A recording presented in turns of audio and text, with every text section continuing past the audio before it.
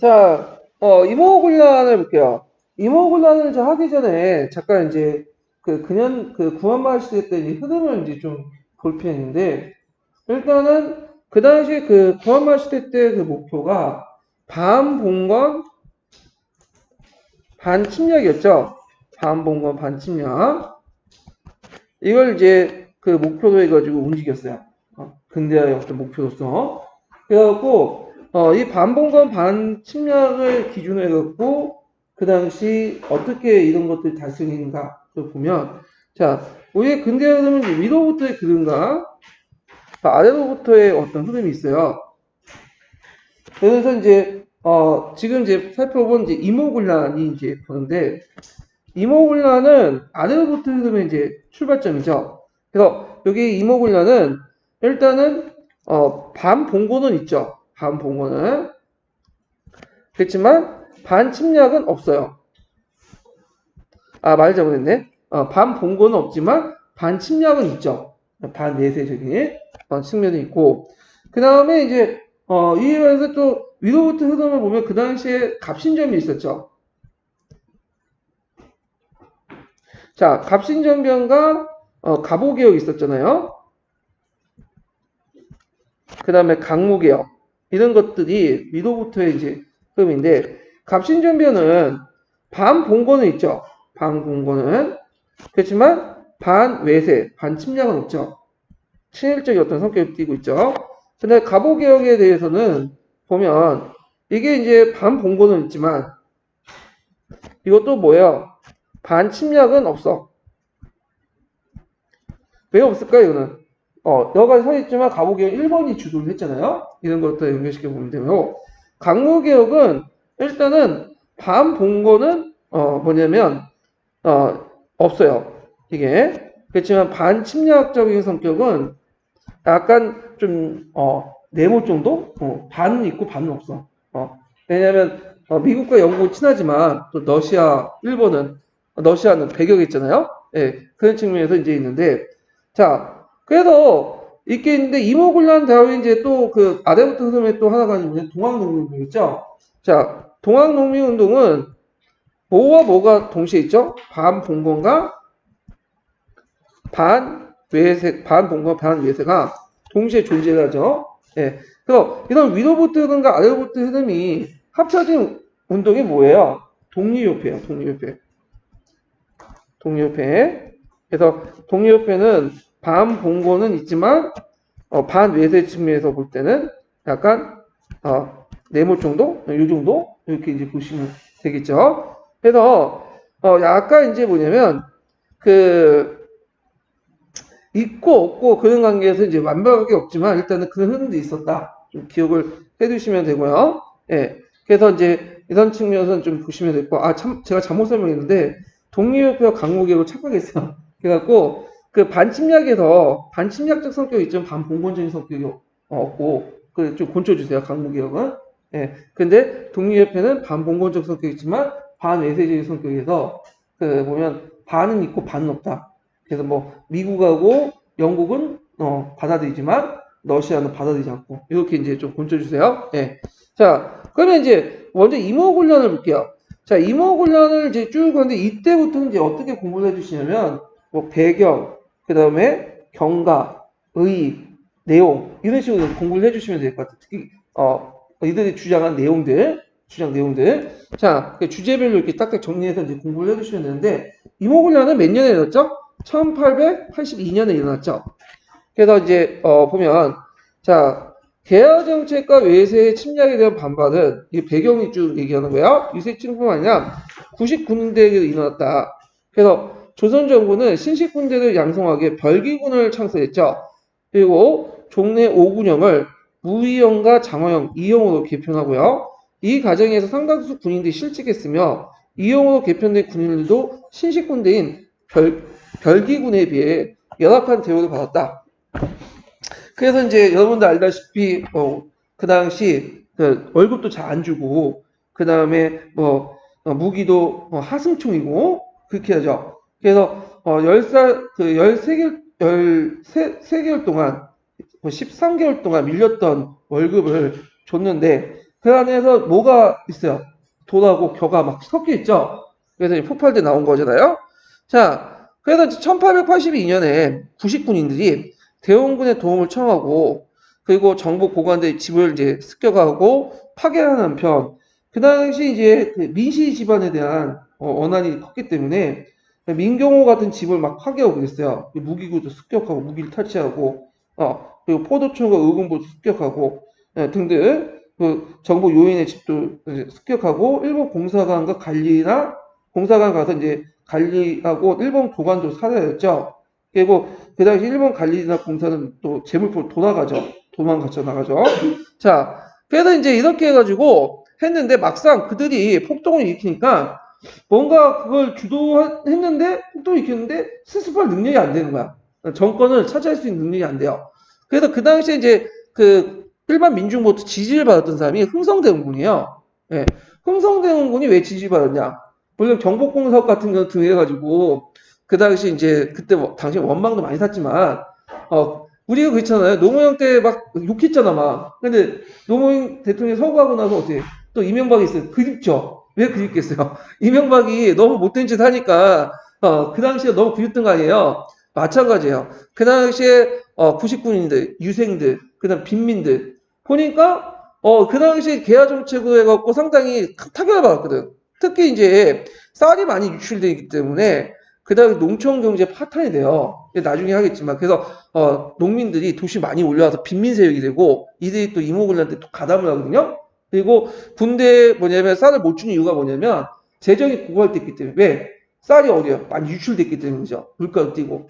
그러니까 이제 우리가 이명박과 박근혜 시대 때 뭐 노무현 그형처럼 똑같은 심리가 되는 거야. 사람들이 그때 좋았다. 그래가지고 일반 민중들이 대원군 상당히 좋게 봤어요. 그 당시에 또.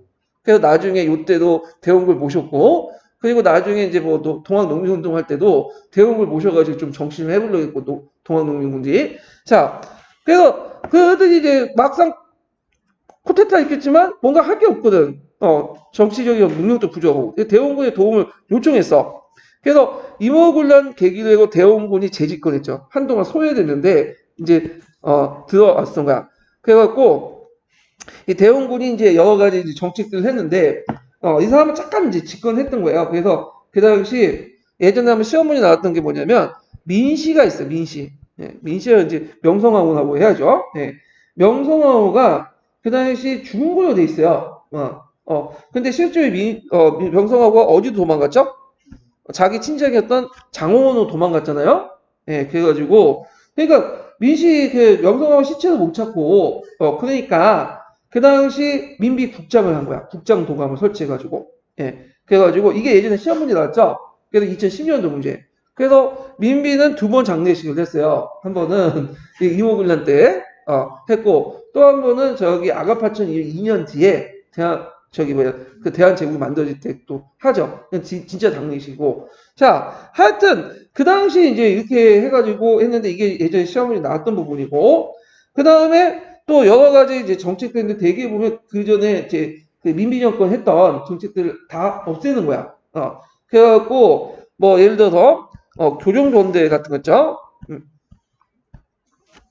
자, 교정본대를 해산하고 그다음에 통리기무함은 있죠. 통리기무함을 폐지하고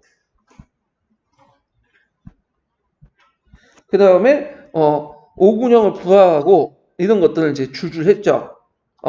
근데 이때 청나라가 개입을 했어. 청나라가. 왜 개입을 했냐면 이거 잘못하면 일본이 개입할 수 있겠다. 그래가지고 그 당시 이제 민대원군을 만나보자 해놓고는 갑자기 납치를 했죠. 그래서 청나라 보냈어요.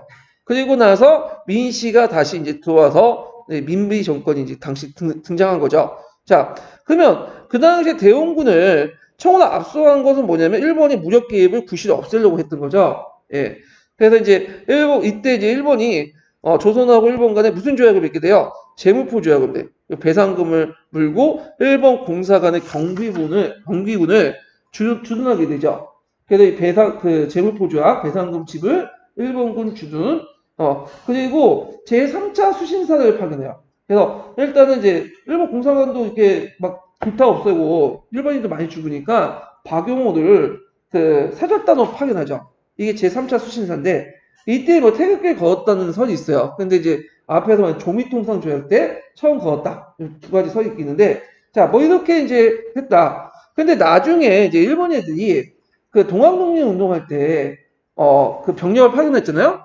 그때 병력을 파견할 때 근거가 됐던 거는, 원래는 이제 텐진 조약을 근거로 해서 파견을 했더니, 이게 말이 안 되는 거야. 텐진 조약에 보면, 그게 있어요. 병력을 파견할 때 상대국한테 통보하는 게 있거든요. 근데 그 통보받은 국가가 그 병력을 파견한 내용이 없어요. 그러니까 이걸 잘못하면 이런 식으로 놀면 이런 식으로 해갖고 하면 국제법에 좀 위배하거든. 특히 일본은 그 당시 서양 제국주의 국가들이 항상 의식을 둔다 그랬죠. 그러니까 막 조항을 찾다 보니까 제물포 조약이 된 거야.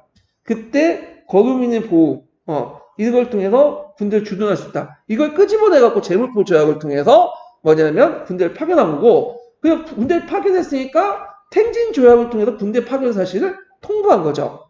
예. 그래서 이게 이제 예전에 좀 잘못 알려져갖고 텐진 조약에서 군대 파견했다. 이런 식으로 하는데, 거주민 조약에 근거해갖고 그러니까 제국포 조약을 통해서 군대를 파견했고, 그리고 텐진 조약에 입각해서 군대 파견 사실을 뭐죠? 알린 거예요. 그러니까 파병한 것은 제물포 조약이 된 거야. 예. 그래서 최근에 교과서가 이제 많이 수정이 되죠. 수정 안 되는 교과서도 있는데, 자, 하여튼 제물포 조약을 맺고요. 그 다음에 임오군란 이후에 이제 본격적으로 청나라가 내정 간섭을 하죠. 그래서 누굴 보내요? 20대 위안스카이를 보내. 그래서 이제 군대를 상주시키고 군사적 영향력을 행사하고 한 3,000명 정도 보내요. 그 당시. 그 다음에 그 외에 마쟁창, 멜렌도르프 이런 공을 파견해서 우리나라 내정이나 외교 문제에 깊이 간섭을 하죠. 예. 그래갖고 이제 마건산 같은 경우에는 이제 그 당시 청나라3이고 이름 보면 알겠죠.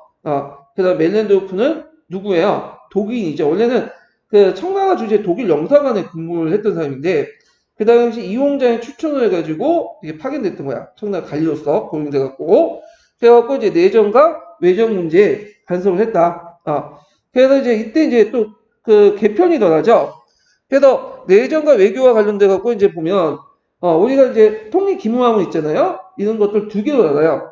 통리, 뭐 중요한 건 아닌데, 통리 교섭, 통상, 사무화문. 외화문이라고 하죠. 자, 외화문을 설치하고, 여기에는 외교 통상을 맺게 하고요.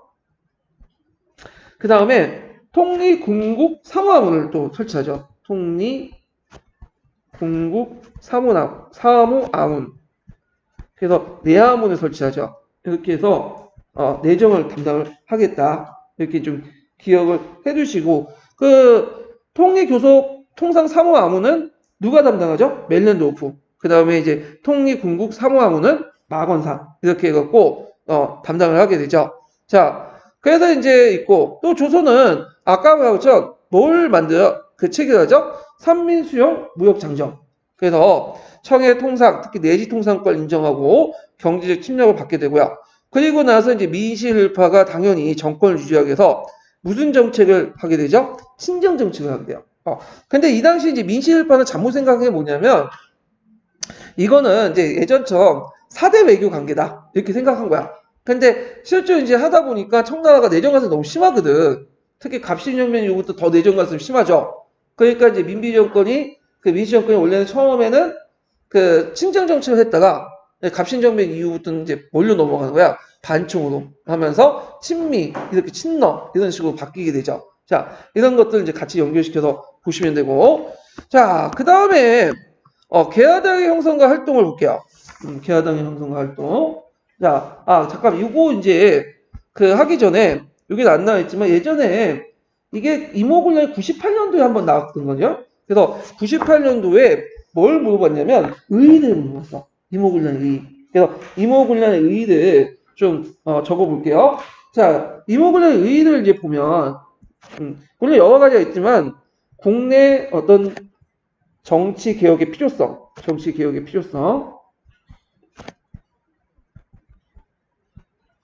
그 다음에 외세와의 외세 투쟁의 어떤 필요성 자각. 네. 그 다음에 뭐 새로운 격변의 시대를 여는 발화점.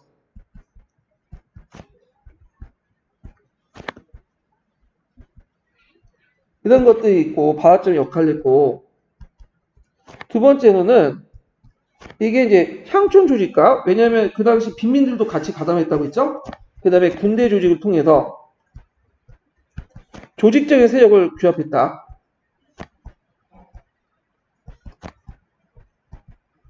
그래서 대규모 사회운동이었다.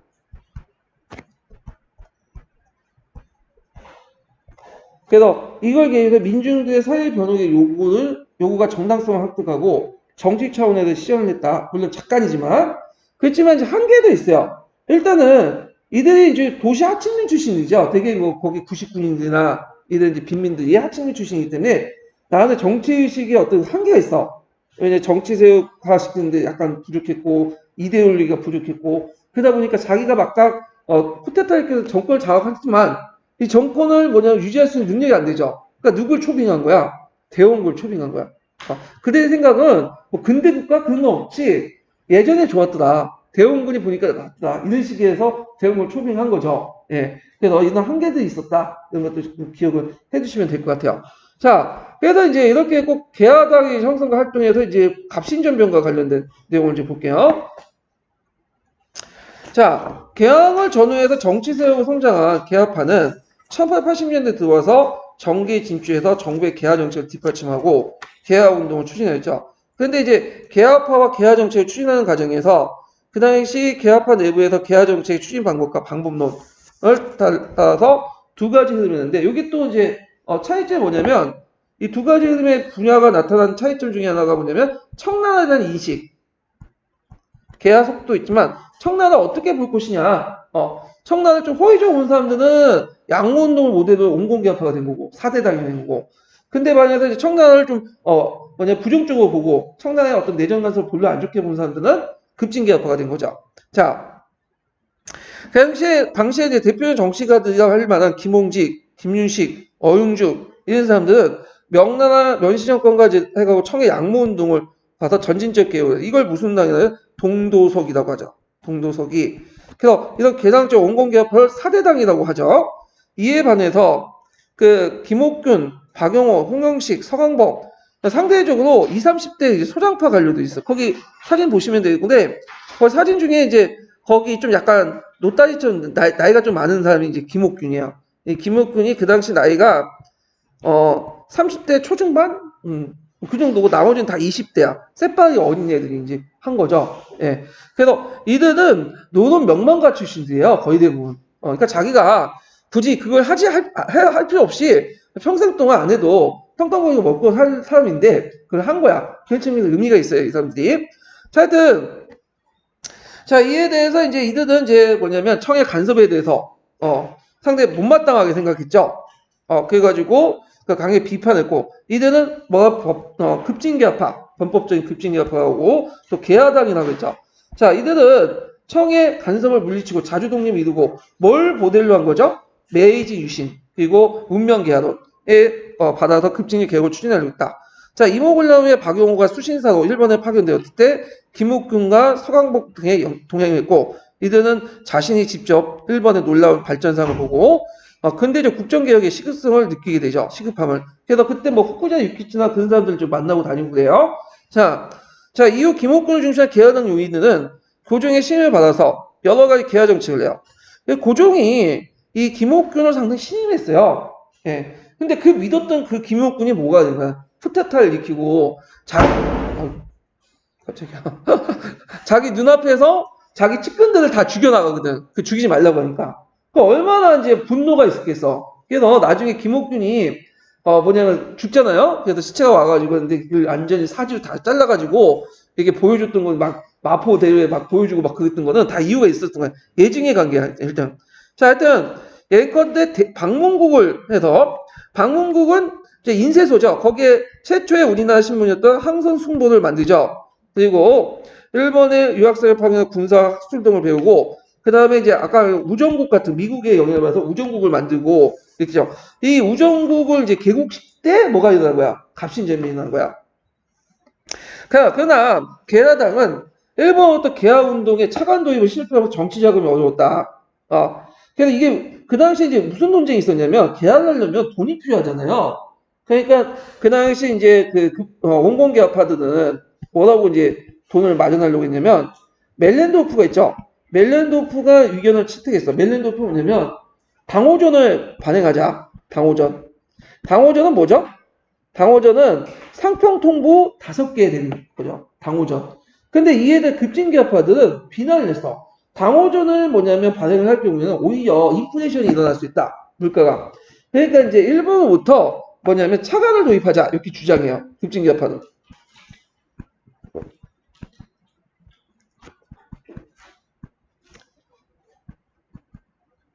차관을 도입하자. 그래서 김옥구역 같은 울릉도 가보니까 살림이 빡빡하고 좋거든. 일조량이 많아갖고. 그걸 이제 담보로 해가지고, 어떤 강상체육관에 등등 담보로 해가지고, 뭐, 일본부터 차관을 빌리자. 그리고 일본도 그걸 나름대로 약속했어. 그 당시 뭐 수신사 가고 왔다 갔다 할 때, 주겠다. 근데 막상 이제 그거 믿고 갔더니, 일본에서 뭐야? 노하면 거절했죠. 그러니까 이제 어떻게 돼? 입지가 약해진 거야. 돈 끌고 와갖고 이제 하겠다는데, 오히려 이제 일본은 돈이 안 빌려줬잖아. 자, 그래가지고, 그때 이제 민실파 중심의 친정세력의 격제가 난로 심해져 개화 정책을 제대로 이제 밀고 나갈 수 없었고 때마치 무슨 전쟁이 터진 거죠? 청포 전쟁이 터졌어요. 그래서 그 당시 청나라 군대 3,000명 중 절반이 공고 철수를 했어. 그러다 보니까 이제 상황이 좀 좋아지기 시작했고 그다음 일본이 군사적 재정적인 이유는 개화당을 지원을 했죠. 개화당을. 그래서 너네들이 만약 쿠데타를 이제 하면 반란을 일으키면 우리가 군사적 지원을 해주겠다. 근데 그것도 약간 이제 일본 측에서는 나중에 우리는 아니다. 우리는 모르고 그냥 일본 공사관이 개인적으로 한 거다. 우리는 모른다. 이런 식으로 이제 발표를 하는데 자, 하여튼 이런 등등의 여러 가지 요인을 해갖고 이제 뭐냐면 이제 쿠데타가 일어나는 거죠. 갑신전면이. 자, 그러면 갑신전면 내용 볼게요. 자, 임오군란 이후에 이제 개화당 세력이 민신여권 요직을 차지한 친정세력부터 탄압을 받았다. 개화당 요인들은 청의 내정 간섭과 친정세력의 압박으로 자신의 어떤 추진하고자 하는 개화 정책을 좌절되니까 민신여권을 타도하고 청의 간섭을 배제하고 급속한 개화 정책을 추진하기 위해 정변을 기획했다. 요 문장은 어디서 많이 봤죠? 요 문장은 역교론에 나왔죠. 여기까지가 이제 내정 간섭과 친정 세력의 압박으로부터 자신이 추진하고자 하는 개화 정책이 좌절되니까 상황이죠. 이건 배경적 상황이고 민시 정권을 타도하고 청의 간섭을 배제하고 급속한 개화 정책 추진에 정변을 기했다. 이건 뭐야? 목적이죠. 드레이의 합리적 설명이고. 자, 하여튼 1884년에 청포전쟁의 발발로 조선에 주둔하고 있었던 청군의 일부가 주둔하니까 김옥군을 비롯한 개화당 요인들이 일본 공사의 지원 약속을 받고 정변을 하죠. 그래서 개화당 세력들이 그 당시 이제 10월 17일 날 우정국 개국 축하연을 이용해요. 그래서 그 당시 우정국이라는 건 그 당시 미국의 영향을 받아서 우체원부를 이제 간청인데 예전에 파반을 했죠. 이제 우체국을 이제 만들자 해갖고 이제 만들었어. 그때 이제 축하연을 할 때 그 당시 이제 폭탄을 터트려. 그래서 폭탄을 터트리고 이걸 기하로 해갖고 이때 참가했던 사대당 요인들을 거의 암살하죠. 살상을 하고 그리고 그 당시 이제 여기 지도에 보시면 원래 그 창덕궁에 있었군요. 왕비나 왕이. 근데 이제 왕비와 왕이 창덕궁에 있었는데 이 왕과 왕비를 어디로 옮기냐면 여기 경호궁을 옮겨요. 경호궁. 여기 경호궁은 뭐 하는 곳이냐면 그 당시 이제 그 순조의 어머니가 12박씨인가 그래요. 그 박씨가 원래 이제 왕비가 아니기 때문에 능에 들어가 있지 못해. 그러니까 종로에. 그래서 그래서 그 신주단지를 모시는 궁이 있어. 그래서 보통 조선의 왕 중에 자기 어머니가 왕비가 아닌 사람도 있어요. 그래서 그 사람들 따로 모셔갖고 칠궁을 만들었거든요. 이 신주단지를 모시는. 그 중에 하나가 경호궁이야. 근데 이 경호궁은 신주단지를 모시는 곳이기 때문에 말이 궁이지, 실제로 집에 보면 집이 한 두세 칸밖에 없어요. 여기, 건물이. 그리고 담 둘러져 있고. 근데 왜 이 경호궁 옮기냐면, 이 창덕궁은 이게 넓죠. 경비하기가 힘든 거야. 그러니까 좀 경비하기 쉬운 그 옆에 있는 좀 경호궁 옮겨가지고 경비하기 쉬운데 옮긴 거야. 그래서 그 당시 이제 자체적으로 동원한 병력과 그 다음에 일본군이 와갖고 호위를 해준 거야. 근데 이제 처음에는 그 고종이 뭐 반란이 나왔다니까 버리버리한 거야. 그냥 막 가서 좀 혐해고, 그래가지고 이제 사업 파악을 못했던 거죠. 그리고 이제 그 고종이 잠결에 이제 깨어가지고 막 그러니까 그 당시 이제 고종이 원래 그 낮밤이 박힌 쓰는 사람인데 그날은 또 뭐냐면 김옥균이 와가지고 일을 좀 많이 시켰어. 그래서 밤에 자고 있었거든요. 근데 잠결에 와가지고 깨우니까 뭐 사업을 어디 하다가 이 경호군 와가지고 이제 상황을 파악한 거야. 그리고 와서 이제 총칼로 위협하고 그리고 자기 측근들도 이제 다 죽어나가고 그래서 겁을 먹을 수밖에 없겠죠. 그러니까 이제 그 당시 그 개화당이 이제 요구했던 개합하고 있던 14개 조문강 내용을 그냥 통과시켰어요. 인사 개혁 내용하고. 그렇지만 청나라군이 이제 무조건 개입했어. 왜냐면 이 경옥에 있다가 그 당시 민비가 명성황후가 이거 불편하다 왜 있는지 모르겠다. 징징대니까 그 당시 이제 일본 공사관도 청덕궁 가면 우리 지킬 수 있으니까 가자. 그래서 창덕궁 옮겼는데 청나라가 한 1,500명 병력을 가지고 투입을 한 거야. 나머지 병력을. 그러니까 일본에서 이제 자체 병력이 한 3,400명밖에 안 되니까 쪽수에 밀리잖아요. 그러니까 미리 이제 청나라와 합의를 했죠. 너네도 공격하면 우리 빠질게. 없던 걸로 하자. 그래서 청나라 군대가 오니까 쫙 빠지고 그 뭐냐면 복부하고 이제 포위받고 이제 뭐냐면 또 풀려나오고 그래요. 예. 자, 하여튼 이는 3일 천하가 끝났다. 그래가지고 이제 여기에서 이제 볼 게 갑신정경의 정병의의죠. 잠깐 이렇게 있는데 제가 이제 그 밑에 그 내용도 있는데 일단은 설명하는 부분도 있으니까 잠깐 그 저번날 제가 교재도 좀 한다고 했잖아요. 보충용어 몇 페이지 펴보시냐면 기본 그 심화 강의 교재 좀 펴보세요. 예. 자, 여기에 보면 갑신전병 부분이 있어요. 개혁 내용이 예전에 기출에도 많이 나왔기 때문에 있는데 319페이지 펴보세요. 319페이지.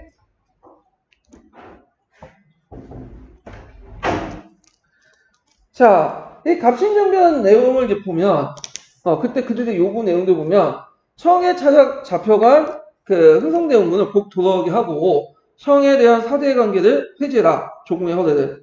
그래서 이모군란 이후에 대원군이 잡혀갔잖아요. 그래서 이제 그렇게 했는데 자 이모군란 이후에 잡혀간 흥성대원군을 왜 들어오게 했냐. 뭐 그렇게 있어. 왜 흥성대원군하고 그 다음에 갑신전병을 일으켰던 급진개합하는 완전 극대잖아. 극자 극우잖아. 근데 원래 양극단은 좀 좋아하는지 모르겠는데 통하는지 모르겠어. 급진개합하는 흥성대원군이 그렇게 또 나쁘진 않았어 사이가. 흥성대원군도 급진개합하고 김옥군 막 칭찬해주고 김옥군 죽을 때 막 안타깝게 생각하고 그랬는데 자 하여튼 그 두 가지 목적이 있어요. 일단은 흥성대원군을 데리고 와서 누굴 견제한 거죠? 민시세력들 견제할 필요가 있었고 그 다음에 흥성대원군이 자기하고 정치적 스펙트럼이 다를지 모르겠지만 일단 뭐예요? 국부잖아. 국부잖아. 그러니까 국부니까 뭐야 국왕의 아버지죠. 그러니까 이제 모셔야지 당연히 상식적으로 그걸 통해서 청에 대한 어떤 사대 외교를 폐지하겠다. 자, 그 다음에 2번은 이제 이걸 좀 눈여봐야 되는데 문벌을 폐지하며 인민의 평등의 권리를 세워서 능력에 따라서 관리를 임명한다. 이게 상당히 중요해요. 왜 중요하냐? 예전에 시험 문제 나왔던 게 뭐냐면 갑신전변이나 그 다음에 갑오개혁이나 그 다음에 동학농민운동 이런 것들 공통점이 뭐냐면 다 이 조항이 있어. 문벌 폐지하고 인문평등에서 능력에 따라서 관리를 임명한다.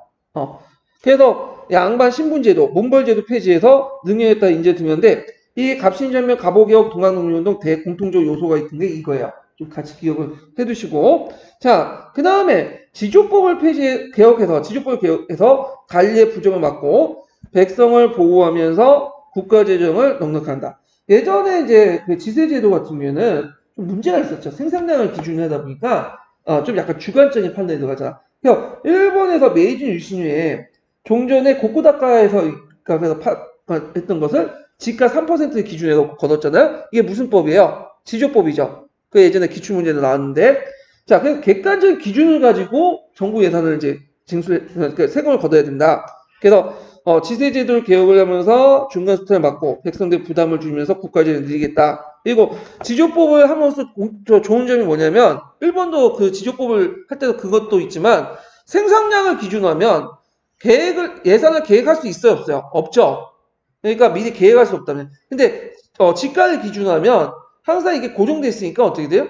이걸 바탕으로 해서 예산을 성립할 수 있죠. 그러니까 양출 재입의 원칙이 성립되는 거야. 자, 그 다음에 내시해보다 없애고 그 중에 우수한 인재를 투명한다. 그래서 내시 제도는 여러분도 알다시피 한관들 얘기한 거죠. 원래 그 고려시대 때는 내시가 그 측근이라는 얘기지만 그 당시 원나라 말기 때 들어와서 이제 영향을 받아서 내시가 이제 한관이 됐죠. 조선시대는 내시 한관 이렇게 했는데 이런 걸 없애고 자 부정한 관리 중에 그 죄가 심한 자를 치지하고 그 다음에 여기 좀 눈여겨 규장각을 폐지한다는 얘기입니다. 규장각. 규장각은 원래는 개혁기구의 상실이었죠. 근데 세도정치기에 들어가면 매간매직의 소굴이 돼버린 거야. 그리고 외적 세력의 근거지가 되니까 이걸 폐지하자. 그 다음에 경찰제도 같은 순사제도를 두자. 네, 그 다음에 요거 이제 해상공곡 하다 기억을 해두시겠죠? 해상공곡은 그 당시 보부상들이 만든 특권기구예요. 네, 그러니까 일종의 지금은 공기업과 비슷한 거야. 그래서 보부상들에게 특권적인 어떤 그 여러 가지 혜택을 주고 그걸 이제 보부상들을 이제 통합을 하기 위해서 만든 기구가 그 해상공구야. 일종의 특수목적 상해사 이런 것들이죠. 자, 그래서 이건 좀 보면 그 당시에 이제 급진개혁파들의 어떤 사고방식을 볼 수 있는데 급진개혁파들은 어떤 사고방식 경제관에서 시장 자유주의야. 그래서 관세도 낮추고 그 다음에 정부가 시장에 개입한 걸 막는 거야. 근데 이에 반해서 이제 나중에 강로개혁이나 그 다음에 이제 뭐 온건개혁파들 이런 사람들 이제 경제관을 보면 일종의 그 어떤 그 사고방식을 갖고 있냐면 자본주의 경제를 받아들이지 이 사람 반대한 거 아니에요? 서구의 어떤 경제제도 이런 것들 받아들이는 찬성하지만 당장 시장을 개방하면 안 된다. 나름대로 정부가 보호를 해줘야 되는 거야. 그래서 특정한 기업에 이제 지원을 해줘서 일종의 그런 기업들을 이제 뭐냐면 키우고 그 다음에 시장을 보호할 필요가 있다. 관세를 높여. 그래서 이런 두 가지 의식이 있어요. 그래서 제 생각에는 이런 급진개혁파의 어떤 경제관보다는 좀 약간 뭐냐 그다음 근황파들, 그러니까 강무개혁파들 있죠? 그런 사람들의 인식이 훨씬 더 현실적인 것 같아. 우리 시장이. 지금 뭐 개혁을 해봤자 개방을 해도 그거 어떻게 했어요? 일본 같은 서구 열강들이 어떻게 해서 금방 시장 장식하잖아요. 예. 자, 그 다음에 이제 기양살이를 이제 하고 있는 자와 옥에 갇혀 있는 자들 그 정상에 참정해서 적당히 형을 감화해 주고요. 그래서 사형을 하필 1형을 이제 하되 장정을 이제 선발해 근위대를 급히 만들고 병권을 인원하자. 그 다음에 호조를 통일하자. 그래서 예전에는 그 여러 가지 재정을 담당하는 부서들이 되게 많았어. 그걸 어디에서? 호조에서 하자는 거야. 그래서 이제 예전에 선해청과 비슷한 간직이 있었지만 간청이 있었지만 좀 한계가 있었나 봐요. 그래가지고 기획예산처 아시죠? 우리가 지금 재정 다 기획예산처에서 하고 교육부나 각 처의 장관들도 기획예산처 가서 예산 받아오고 우리 그 TO도 그 기획예산처에 조정안에 따라 다 결정되는 거 아니에요? 예. 그래서 이제 이렇게 해서 각 관청에 조세를 징수하고 있었을 지출했던 걸 호조 통일하고 과도한 조세 징수 중간 착복을 막자. 그 다음에 대신과 참차 요거 중요해요. 대신과 참차는 의정부에 모여 전령을 유기하고 반포한다. 요거는 뭘 지향할까요? 내각제도를 지향하는 거야. 입헌군주제. 근데 예전에 한번 시험문이 나왔던 건 이건데 13조 조항이 나왔는데 입헌군주제를 지향한 거지 뭐냐면 실시한 건 아니에요. 예. 주의할 거는 실시했다는 틀려. 지향했다. 그러니까 입헌군주제를 얘기는 하지 않았어요. 그렇지만 입헌군주제가 있으면 뭐 의회도 있어야 되고 관련 법률도 있어야 되지만 그건 없죠. 얘기도 안 하고 명문화하지는 않았지만 그 역사적 흐름에서는 뭐냐? 지향했다라는 의미가 있죠. 그 다음에 의정부와 6조 외에 불필요한 기관도 없앴다. 그래서 그 원래 건국대전에 보면 의정부 6조 외에 뭐 속사 이런 것도 있는데 시간이 지나면서 각종 도감이니 뭐 비변사니 하면서 등등등등 있어져. 물론 비변사는 그때 없어졌지만 각종 이제 부세기구 그 여러 가지 기구들이 만들어지고 간직들이 늘어나면 재정이 어떻게 돼요? 빵꾸 나잖아요. 그래서 주의자 이런 것들을 이제 하는 거죠.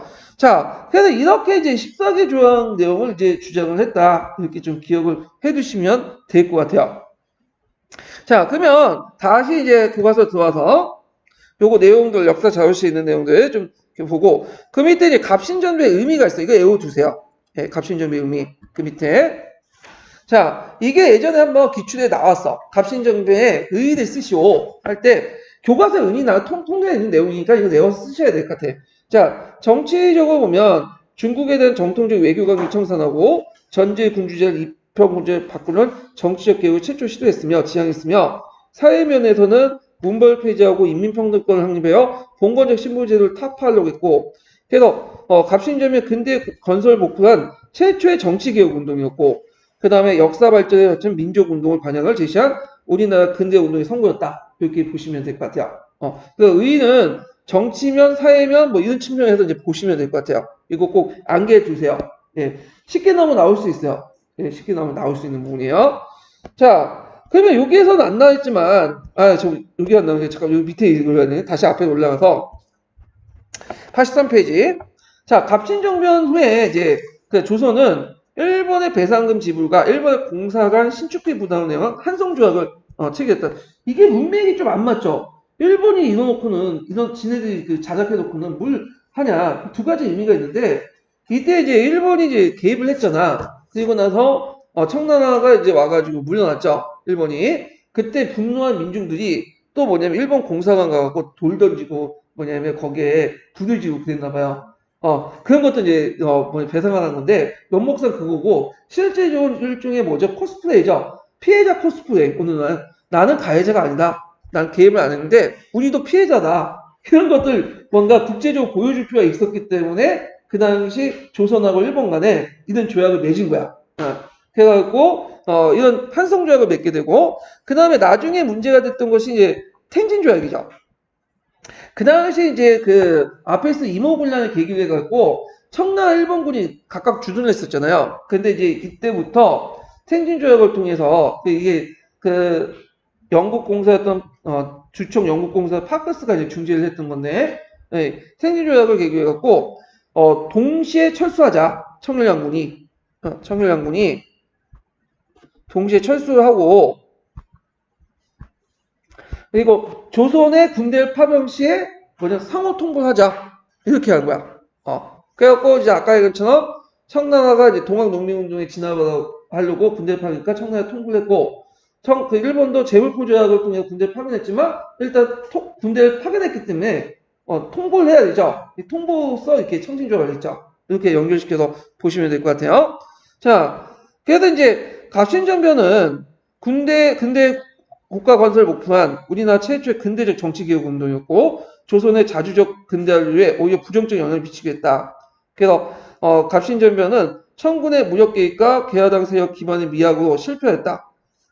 그 결과 청의 내정 간섭이 더욱 심해지고 보수 세력의 장기 집권과 개화 세력의 도태로 한동안 개화 운동의 흐름이 약화했다. 왜냐면 이렇게 개화파들이 일본을 끌어들여갖고 운동을 했잖아.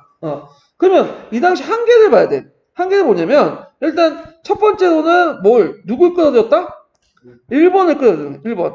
그러니까 이제 일본을 끌으니까 이제 뭐냐면 외세를 끌어들여서 했기 때문에 많은 사람들이 지지를 못 받았어요. 민중들이나 관료들 아무리 개화가 좋다고 해도 무슨 외세를 끌어들이냐. 상당히 말이 많았고, 두 번째로는 이제 뭐가 있냐면, 두 번째는 그들의 주장 내용에 제일 중요한 게 빠졌어. 토지제도 개혁 자체가 없어. 토지제도 개혁 자체가 없다. 그래갖고 뭘 개선하려고 했죠? 그냥 지조법을 해서 구세제도만 개혁을 하려고 했죠. 이런 측면을 볼 때는 좀 약간 이들 한계야. 이들은 일종의 있는 자들이잖아. 노동의 명망가 출신의 자제들이잖아. 그러니까 정치적 의식은 상당히 잘 있는데 이 돈 문제에서는 상당히 약한가 봐. 토지제도가 그 개혁이 없었던 게 뭐냐면 이들이 대부분 어떤 사람들이요? 지주의 자식들이잖아. 네, 이런 거 연결시켜서 좀 보시면 될 것 같아요. 자, 그래서 이제 이런 내용들 좀 같이 기억하고, 참고로 이거 빼먹었네. 청나라 일본이 양국이 탱진조약을 맺었잖아. 근데 그 당시에는 정세적으로 볼 때 한반도만 딱 북한에서 보면, 누가 유리했어요? 청나라가 유리했죠. 근데 굳이 철수할 필요 없는데도 청나라가 왜 철수했냐. 이거는, 국내 우리나라의 관계에서만 보면 안 돼요. 국제적 관계를 봐야 돼. 그러니까 그 당시에 우리나라 관계에서만, 보는 게 아니라 항상 그 국제적인 큰 지도를 보고 판단을 해야 돼. 왜냐면 청나라는 그 당시 프랑스하고 전쟁 중이었거든. 전쟁 중이었으니까 뭔가 국제적인 어떤 지지를 필요했던 거야. 일본에. 그래서 이런 것들을 하고 그러다 보니까 전쟁 신경을 쓰고 있고 막 그기 때문에 더 이상 거기에 여력이 없었어요. 그러니까 한반도에 병력을 뺀 거죠.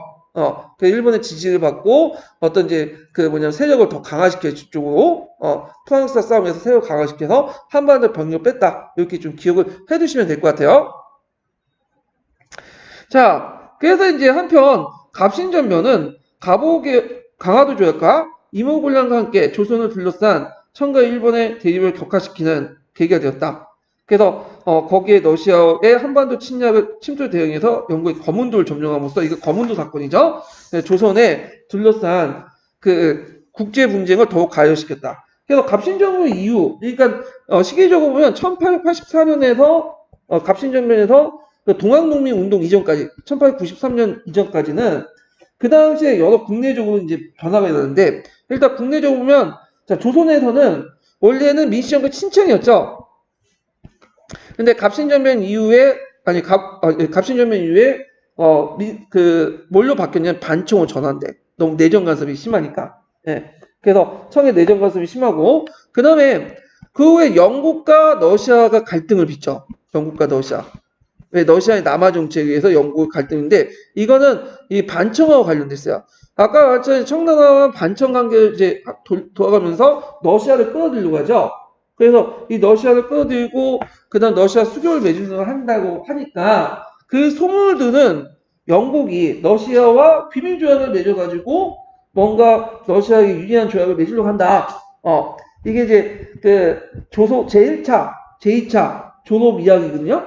존업 이야기를 맺으려고 하니까 그거에 대해서 뭐 자극을 받아서 그 당시 강화도 거문도 사건이 일어난 거죠. 참고로 이때 이제 존업 이약설에 입각해갖고 1차 존업 이약설에 입각해서 그 갑신정변 러시아가 영국망을 조착을 하려고 해요. 그러니까 이제 청나라가 이 친러적인 조선 정부를 견제하기 위해서 누굴 석방하죠? 대원군을 석방해. 이때는 누굴 견제하기 위해서 그 당시 그 러시아를 견제하기 위해서. 그리고 이 당시 러시아와 연결된 사람이 누구냐? 멜렌도르프야. 아까 좀 이상한 놈을 했죠? 그 사람을 파면하고 데니라는 영국 사람을 또 그 후임을 파면했죠. 근데 데니도 이 사람도 또 그렇게 청나라 친한 게 아니거든. 청나라 입장을 대변하지 않으니까 이 사람 파면을 해.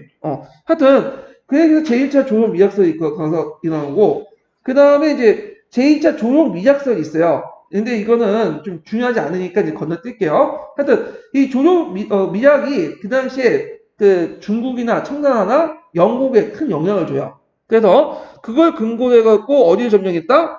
영국이 거문도를 점령하죠. 거문도. 그래서 예전에 거문도의 위치를 물어보는 사건이 있어. 나왔는데 거문도 위치는 여러분들 집에서 찾아보시면 되고, 이게 몇 년에 일어났죠? 1885년 3월달에 일어나요. 그래서 1887년 2월달까지 한 2년 동안 횟수로 한 2년, 2, 3년 이렇게 그 주둔을 했는데, 그래서 이제 조로 비밀 협상의 풍문을 듣고 그 당시 뭐냐면 영국이 도웰인가 그 노웰인가 그 제독이 와서 그 당시 일본의 군함을 나가시양에서 이제 군함이 있었는데 그때 이제 출발해서 거문도를 점령하고요. 그 당시 또 항구도 만들죠. 그래서 이제 이때 그 후에 청나라 이홍장의 중재로 해갖고 이 이홍장 나디케스키 조약 협정인데 조선 영토를 점령하지 않는다는 러시아의 약속을 수용해갖고 영국이 철수한 사건이 있어. 이걸 무슨 사건이냐면 거문도 조약이라고 해. 거문도 사건이라고 하죠. 네, 거문도 사건. 자, 그렇게 이제 조선을 둘러싸고 그 당시에 이제 갑신정변 이후에 영국과 러시아의 대립, 청나라와 일본과의 대립 이런 것들이 있으니까 그 당시에 또 이걸 이제 대응하기 차원에서 뭐가 나왔냐면 중립파론이 등장해요. 중립파론을 제기했던 사람이 두 명이 있죠. 하나가 이제 그 옆에 독일인 부들로와 또 하나가 육일준이야. 이 부들로와 육일준. 김옥균도 이제 그 주장했다고 하는데, 자, 중립파론은 이제 그 부들로의 중립파론을 보면 그 청일 양국군의 그 뭐냐면 전쟁터가 막기 위해서 조선을 일종의 영세 중립화시키자. 그래서 이제 어디를 모델로? 스위스 있죠? 스위스를 모델로 중립화시키자. 영세 중립군 모델로 해갖고 이제 스위스 모델로 하자는 의견이고, 자, 6.1주는 뭘 주장했냐? 이때 이제 6.1주는 유폐에 대한 상황이었어요. 갑신정변 이후에 집안에 가택연금을 당한 상태였는데, 이때 이제 할 일 없으니까 책도 많이 썼겠죠. 네, 그래갖고 중립파론을 집필해요. 중립파론을 집필해갖고 그 내용이 뭐냐? 자, 열강들이 모여갖고 한반도 중립론을 이제 하자. 근데 청나라만 하면 안 되니까, 일본만 하면 안 되니까 다자조약. 다자조약이 뭐예요? 그러니까 한 국가가 아니라 여러 국가들이 모여서 다자회담을 통해서 너 다자조약을 하자. 그래가지고 그때 이제 청나라가 그걸 좀 주도를 해줬으면 좋겠다. 이렇게 올리고 그래서 벨기에, 불가리아를 모델로 해서 중립화론을 제출하죠. 근데 그 당시 민씨 정권 다 거부해서 일단은 부두라는 텐진 조약을 통해서 조선의 안정이 보장됐기 때문에 이거 받아들일 수 없다. 오히려 이거 하면 뭐 그 외세 열강대 더 자극시킬 수 있다. 이렇게 주장했고, 그다음에 6.1조와는 민씨 정권은 6.1조를 그렇게 못 믿었죠. 6.1조는. 그래갖고 6.1조를 급진기합화로 인식해서 배척을 했어요. 근데 주의할 것은 그 학자들 6.1조를 급진기합화로 보진 않아요. 좀 약간 원공기합화지만 급진기합화 요소가 있긴 해요. 근데 이 사람이 쓴 이제 그 서유건문에 보면 입헌군주제를 최상의 제도를 받긴 했어요. 이 사람이. 그러니까 영국의 입헌군주제는 상당히 뛰어난 제도다. 그런데 실제 조선에 그걸 적용하기는 좀 무리가 있으니까 그래서 조선은 오히려 전제군주제가 훨씬 더 낫다. 이런 식으로 얘기를 했거든. 그리고 이 사람이 또 활동해 보면 김옥균과 또 친하고 그 다음에 저 일미개혁 때 뭐 와가지고 저기 고정 헛박해갖고 뭐 개혁하고 등등 해가지고 약간 이제 뭐냐면 좀 약간 그 급진기합화적 요소가 보이긴 하지만 전반적으로 볼 때는 이제 이 사람은 온공개합으로 분류돼요. 일단 그리고 잠시 이제 얘기했지만 김옥균 같은 사람은 이제 청나라의 이용작에게 보낸 공개서에서 한반도 또 중립화를 주장하죠. 이런 것들. 그래서 이제 대표적인 게 책에서는 부들로하고 6.1쭉 나오니까 그걸 좀 파악을 해주세요. 그 부분들. 자, 그 다음에 이제 갑오 을미개혁을 보죠. 갑오 을미개혁. 자, 갑오개혁과 을미개혁은 상당히 그 뭐냐면 중요한 부분이에요. 개혁 내용. 1차 개혁, 2차 개혁, 을미개혁. 그래서 1차 개혁, 2차 개혁은 그 예전에 시험문제 나왔고 또 을미개혁도 예전에 시험문제 나왔죠. 그래서 그 갑오 을미개혁은 어떤 위로부터 개혁이죠. 위로부터 개혁. 위로부터 개혁이고 그 다음에 반봉건, 그 다음에 반외세적인 성격이 있는데 반봉건이 있어도 반외세는 없어요. 왜냐면 누구의 도움을 받아서 하는 거예요? 일본의 도움을 받아갖고 했기 때문에 그런 거죠. 자, 그러면 이제 여기에서 좀 더 살펴볼 게 뭐냐면 갑오 을미개혁과 함께 모두 동시에 있었죠? 동학농민운동도 있었어요. 예, 동학농민운동. 그 다음에 그와 함께 또 뭐가 있었죠? 청일전쟁이 있어. 그래서 이 사건을 보려면 동학농민운동과 그 다음에 청일전쟁과 연관시켜서 봐야 돼. 이거는요. 예. 그래서 이제 이런 것도 이제 같이 또 연결시켜서 있고 예전에는 어떤 문제가 나왔냐면 그 동학농민군하고 청일전쟁 이거하고 연관시켜서 또 문제가 많았어요. 이것도 시기적으로 몇 년 단위 끊어가지고 며칠 단위 끊는 문제도 있고 그래서 잠깐 그걸 이제 도표 약간 살펴본 다음에 넘어갈게요. 이 시기에 이들 관계. 자, 몇 페이지 보시냐면 322페이지 잠깐 보세요. 도표. 자, 여기 보면 갑오개혁 시기의 국내적 사건 있죠. 서로 연결됐다고 했죠. 자, 일단 동학농민군의 1차 봉기가 이제 1894년 1월에 있었어요. 그래서 이제 청일군이 조선을 파병하죠. 그래서 있고 그 다음에 이걸 막기 위해서 이제 전주하역을 맺게 되고 그리고 일본이 아까 이제 그 물러나지 않고 내정개혁을 하자. 우리가 내정개혁 시켜주겠다. 왜냐면 조선이 내정개혁에서 동양평화를 유지할 수 있다. 그러니까 우리도 자체적으로 내정개혁을 할 수 있다 해가지고 설치한 간증이 뭐죠? 교정책이죠. 예, 그래서 교정책 개혁을 하고 그러니까 일본이 이거 자기 의도대로 안 되니까 경복궁을 포위시키고 점령을 해버렸죠. 그리고 이제 1차 갑오개혁을 강제로 실시하고 궁극기무처를 설치한 다음에 내정적 그 교정 개혁을 하죠. 그때 궁극기무처를 설치하고 그 1차 경복궁 점령 사이에 며칠간의 시간이 있냐면 4일간의 간격이 있는데 중간에 6월 23일 날 무슨 전쟁이 터졌어요? 그 청일전쟁이 터지죠. 자, 그 다음에 이제 이 소문을 듣는 이제 2차 갑오개혁을 실시하니까 그러니까 동학농민들이 뭐냐면 좀 열받죠. 그래서 그 당시 개화당 정부와 그 당시 일본을 대상으로 제2차 봉기가 일어나고요. 그리고 나서 이제 제2차 갑오개혁이 일어나고 이 제2차 갑오개혁은 거의 어떤 시기예요? 청일전쟁에서 거의 일본이 승리할 시점이야. 이제 조약만 좀 준비할 단계야. 그래서 이때부터는 1차 갑오개혁은 별로 간섭을 안 했죠. 근데 2차 갑오개혁 때는 본격적으로 간섭을 하기 시작해요. 그리고 나서 일본이 승리해서 이제 시모노세키 조약, 요번에 기출문이 나왔던 시모노세키 조약이 문제에 나왔죠. 그래서 시모노세키 조약은 한국, 중국, 일본 다 관계된 조약이야. 아마 그래서 동양 삼국의 평화를 위해서 이렇게 낸 것 같아. 동아시아 관련돼가지고. 자, 그런데 이 시모노세키 조약에서 그 내용 중에 요동 문제가 이제 걸려져서 삼국 간섭이 일어나죠? 그리고 나서 이제 이때 그걸 본 민씨가 잘 이용해갖고, 제3차 김홍직 내각을 이제 펴하고, 제4차 김홍직 친러파를 세우면서, 있다가, 자, 말이죠. 제3차 김홍직 내각을 세웠죠? 친러파 내각을. 그런데 곧바로 뭐가 일어나요? 을미사변이 일어나고, 을미사변 이후에 제4차 김홍직 내각이 성립되면서 을미개혁이 일어나죠. 그래서 요게 이제 같은 세트로 한 박스로 같이 일어나요. 그래서 그 순서 정도 잠깐 눈에 좀 발라놓고 이제 좀 공부를 해두시는 게 좋을 것 같아요. 자, 그러면 1차 갑오 개혁 과정을 보면, 자, 일단 그 밑에 있죠. 전주화력을 이제 설치하고, 일본군이 서울 침입, 그 다음에 전주화력은 이제 조선 주둔의 명분 상실 1번이 청군에 대해서 청일 양군이 공동개혁을 제안했지만 청군이 거절하고, 조선 정부가 내정개혁을 제시하니까, 이때 이제 고종이 요구한 게 일본군 먼저 철수하면 개혁할게. 그리고 나서, 자체적으로 개혁하겠다는 걸 보여주기 교정청을 이제 설치하고, 그러니까 이에 대해서 일본의 개혁을 거부하죠. 그러니까 일본이 경복궁을 점령해갖고 민씨 정권을 붕괴시키고 갑오 정권을 설립하면서 군국기무처를 수입하면서 개혁을 하죠. 자기 뜻에 있는 맞는 사람들 이제 데리고 그래가지고 이제 했다 이런 내용들 좀 기억을 해두시면 돼요. 자, 그러면 다시 교과서로 돌아와서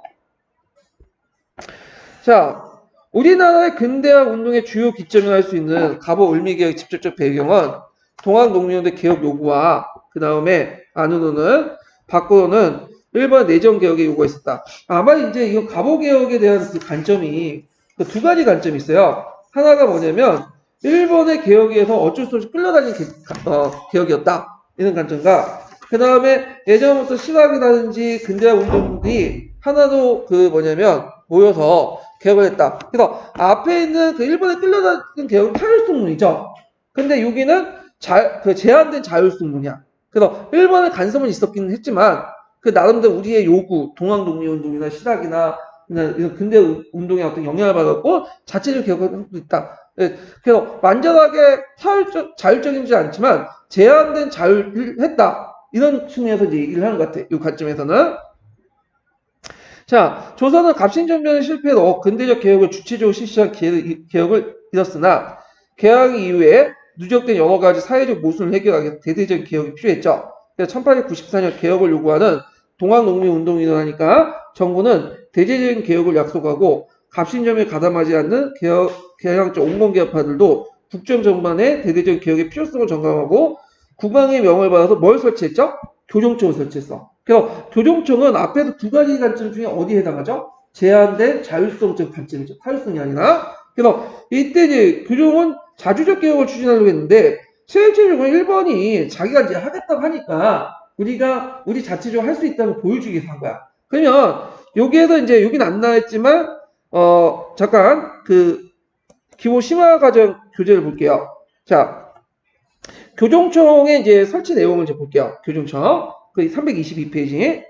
자, 교정청은 개혁에 관한 정책 위반을 위해 설치한 임시관청이야. 그래서 그들 중에 상당수가 동학농민운동 요구를 수용했어요. 그래서 이제 부세제도, 신분제도 개혁 측면에서.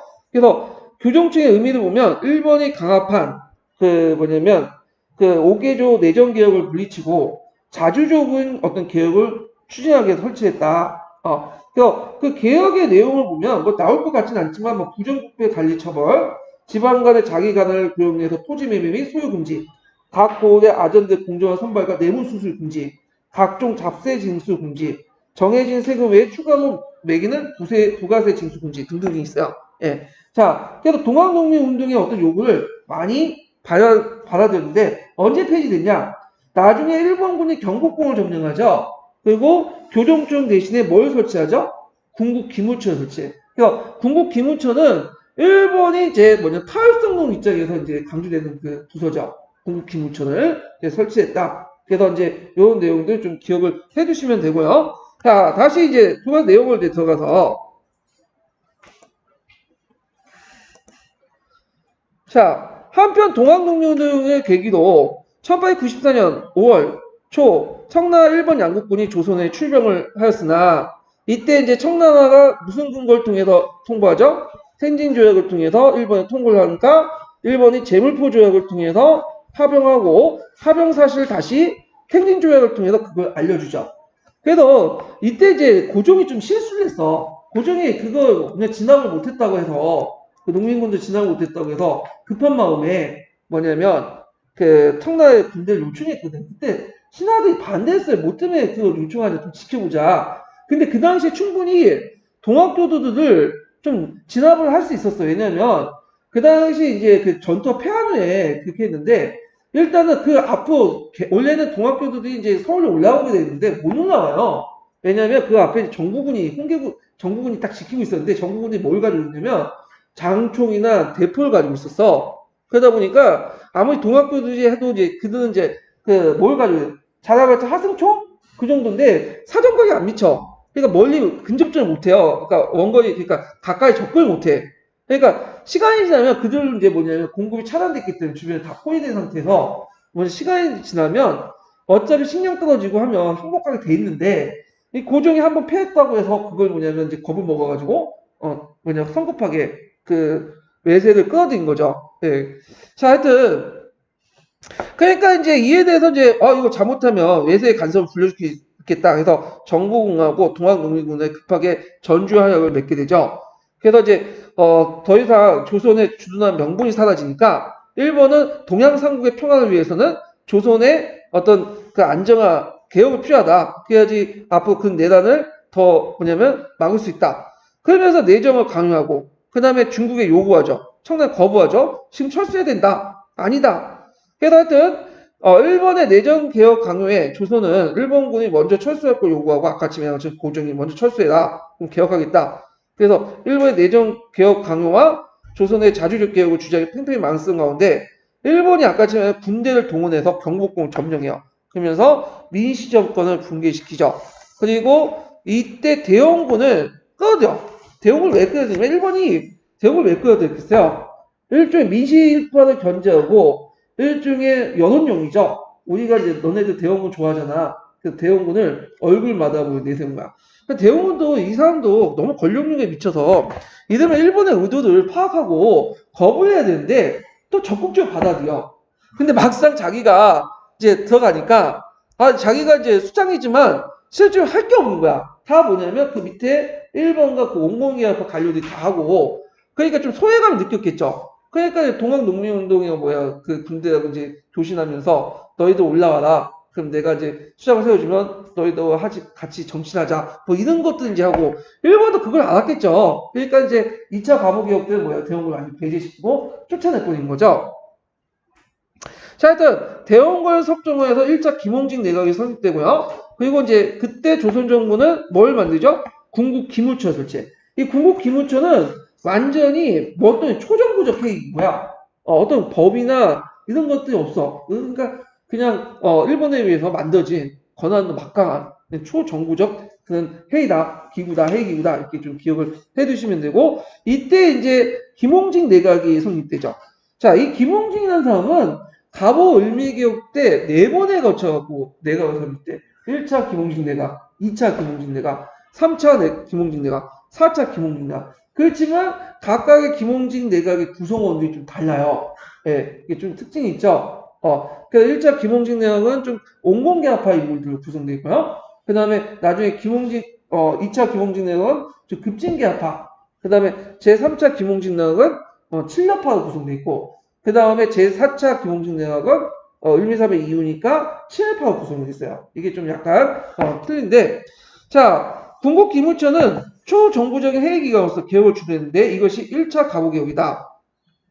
1차 갑오개혁은 당시 일본이 좀 약간 간섭을 안 했어요. 왜 간섭을 안 했냐?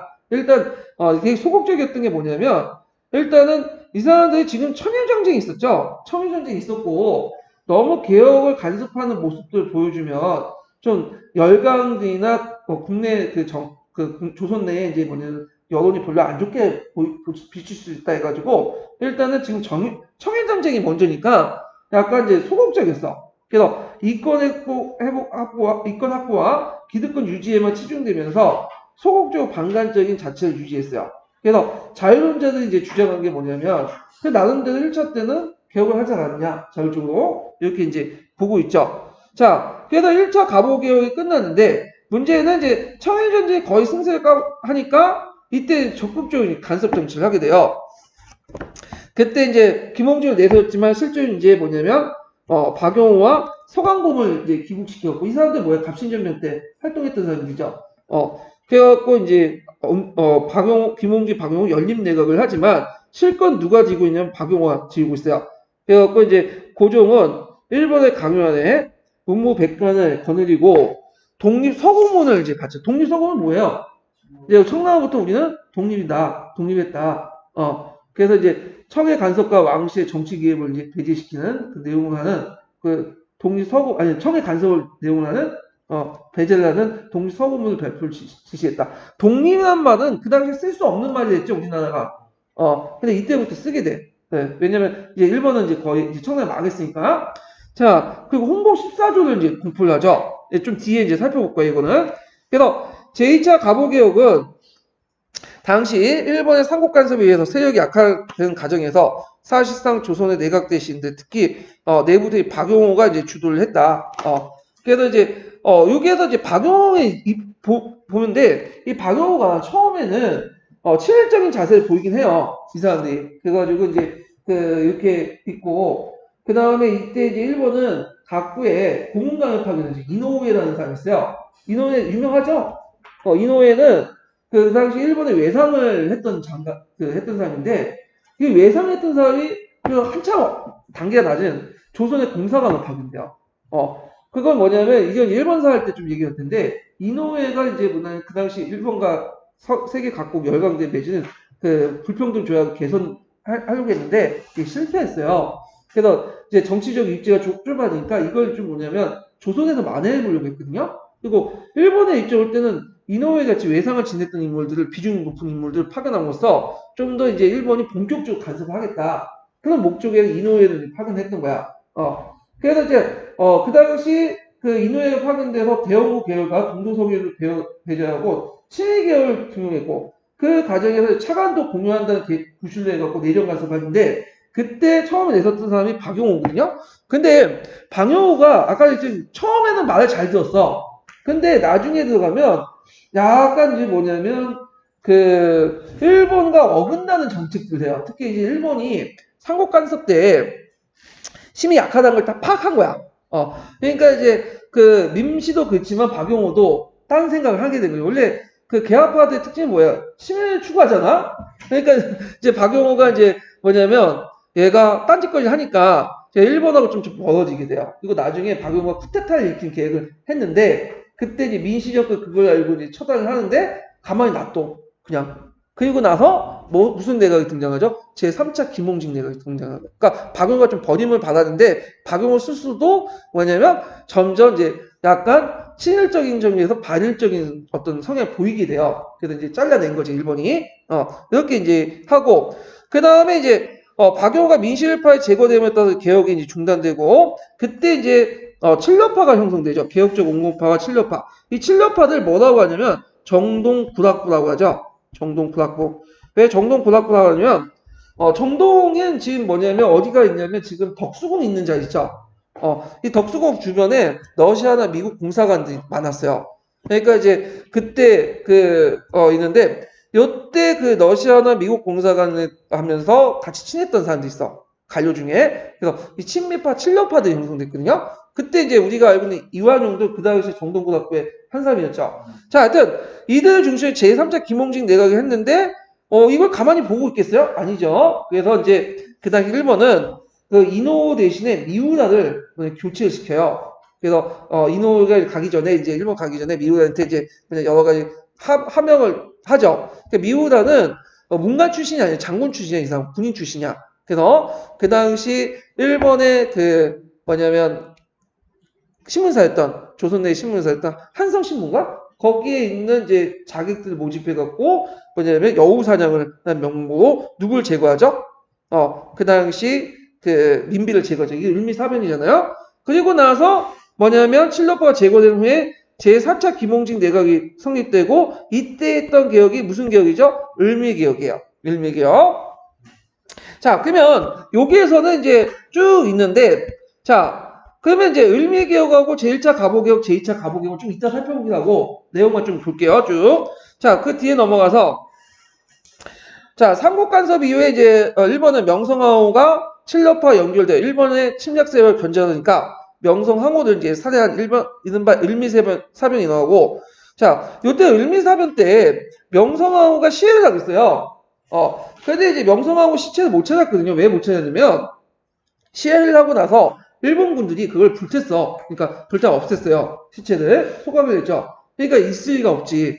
그리고 한동안 이제 일본의 눈치를 봐야 되기 때문에 장례식을 이제 못 하다가 나중에 대한제국을 이제 할 때 장례식을 한 거죠. 2년 뒤에. 그리고 나서 이제 이때는 이제 시체가 없으니까 목인형 인형을 해놓고 이제 거기다 집어넣고 이제 장례식을 한 거죠. 그러니까 명성을 두 번 장례식했다고 했죠. 한 번은 이모군란 때. 그 다음에 요때 을미사변 2년 후에 장례식을 한 거죠. 자, 그리고 이런 가운데 단발령이 내려지니까 그 당시 명성황후의 시해 사건 울분에 쌓여있던 유생층과 농민의 단발령에 강력하게 반발했다. 근데 그 명성황후 시해 사건 울분에 쌓였던 거는 우리 입장에서 본 것 같아. 그 당시에는 명성황후에 대한 입장이 별로 안 좋아했어요, 인식이. 그러니까 이제 뭐 명성황후에 대한 어떤 그 평가가 달렸지만 그 당시 사람들은 명성황후와 그 민씨정권을 별로 안 좋아했어요, 진짜. 그 왜냐면 명성황후가 총명하고 뭐 그런 걸 떠나서 그 민씨정권이 그냥 해먹었거든. 매간매직하고 하니까 죽일 년이 된 거지 그냥.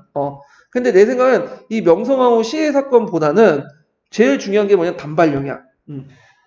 국모가 죽든 말든 간에 그건 내 일이 아니고 내 머릿속에 뭐냐면 내 머리를 짜는 건 내 일이잖아. 그러니까 이게 단발령이 제일 큰 것 같아.